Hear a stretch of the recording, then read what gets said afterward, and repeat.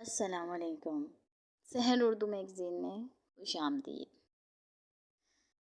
ایک مرتبہ حضرت عبداللہ بن عباس رضی اللہ عنہ ایک شخص کے ساتھ کھڑے تھے کہ سامنے سے ایک عورت کا گزر ہوا۔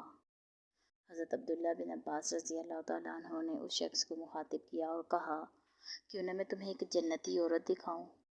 اس شخص نے تعجب سے کہا کہ ایک جنتی عورت؟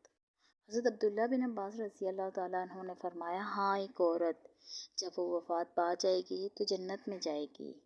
اس شخص نے تعجب کیا اور کہنے لگا کہ مجھے دکھائیں وہ کون سی خوش نصیب عورت ہے جو جنتی ہے، ہمارے درمیان رہتی ہے۔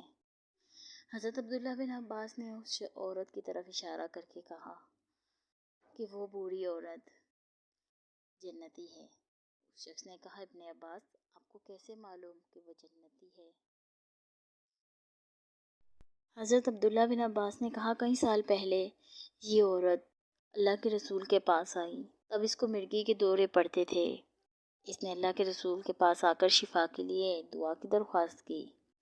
وہ کہنے لگی میری زندگی اجیرن ہو گئی ہے، بچے مجھ سے ڈرتے ہیں، میرا مذاق اڑاتے ہیں، مجھ پر ہنستے ہیں۔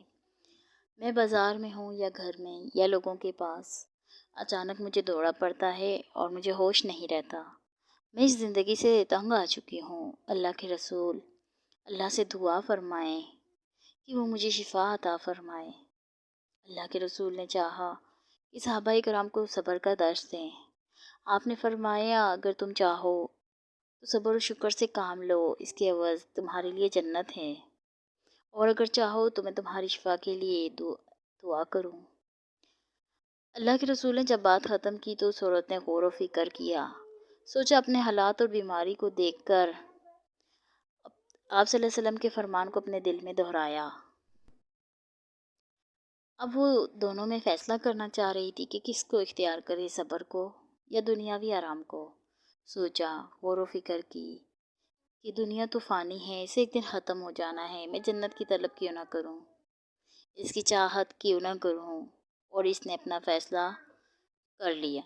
یہ اللہ کے رسول میں صبر سے کام لوں گی، جب مجھے مرگی کا دورہ پڑتا ہے تو میں بے پرواہ ہو جاتی ہوں، اس لیے آپ اللہ سے دعا فرمائیں کہ وہ مجھے بے پرواہ نہ کرے۔